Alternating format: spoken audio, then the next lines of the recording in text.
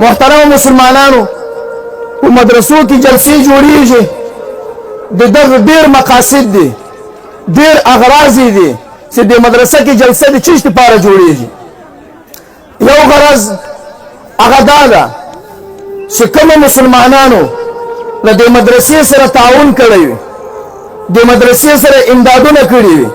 د مدرسې ته چندې ورکړي وي د مدرسې ته خپل بچان ورکړي وي په دې مدرسې پورې زړه خوړلی وي هغه د مدرسې محتمم هغه د مدرسې استادان هغه چې داسې پروګرام جوړ کړي په هغه کې مقصد او غرض دا وي چې خلکو ته دا ځای ورښیي چې انسانانو ای مسلمانانو تاسو چې کوم معاونتونه مو موږ سره کړي دي کوم چندې مو موږ سره کړي دي کوم بچان مو موږ سره کړي دي د هغو نتیجه تاسو په خپلو سترګو باندې ووینئ نن داسې ښایسته ښایسته ګلان داسې نوراني چهرې داسې حافظان د قرآن چې چا په قرآن په حفظ باندې یاد کړی ده او چا په ناظره باندې ویلی ده هغه یې تاسو ته درته مخامخ کړل چې دغه هغه نتیجه ده دغه هغه ثمره ده چې تاسې کومې موږ ته پیسې راکړې وي هغه د تاسو پیسې د تاسو لپاره مبارک وي الحمدلله په صحیح ځای باندې استعمال شوي دي په دغه جلسه کې مقصد او غرض دا وي نن الحمدلله په دې مدرسه کې حافظان د قرآن تیار شوي دي د موږ او د تاسې په ذهن کې کېدای شي دغه حافظ د قرآن به ډېر کمزوری راځي موږ او تاسې به په نسلي باندې په نظر باندې ورته ګورو او دا خاص کر پښتانه کې هم بدکار سړی د قومونه مونه اخلي د ملایانو ته هم په دیني سړي په نظر باندې ګوري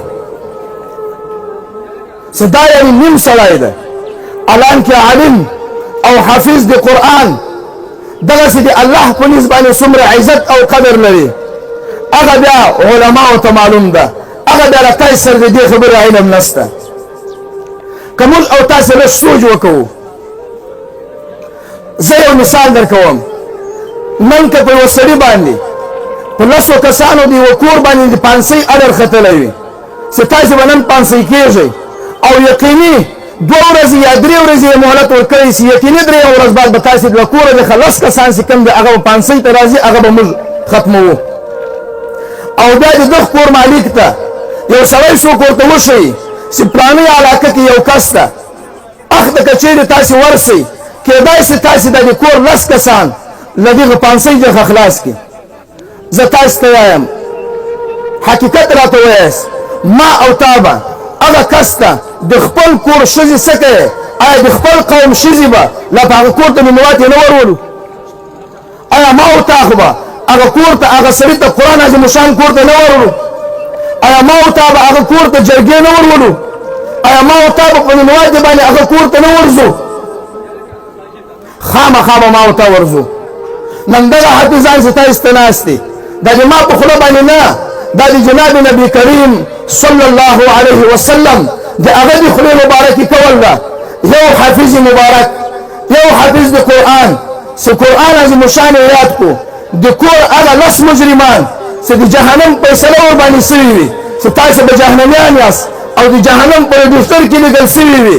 نن د دغه حافظ په وجه باندې په قرآن عظیم د دغه حافظ د حفظ په برکت باندې د دغه حافظ د قرآن په برکت باندې به د قیامت په ورځ باندې هغه 10 مجرمان چې د جهنم فیصله ورباندې شوي وي دغه حافظ به تاسې له هغه جهنم څخه راباسي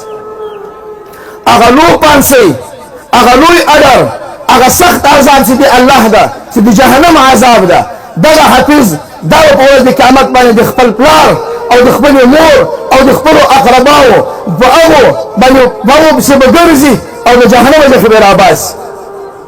په یو حدیث مبارک کې راځي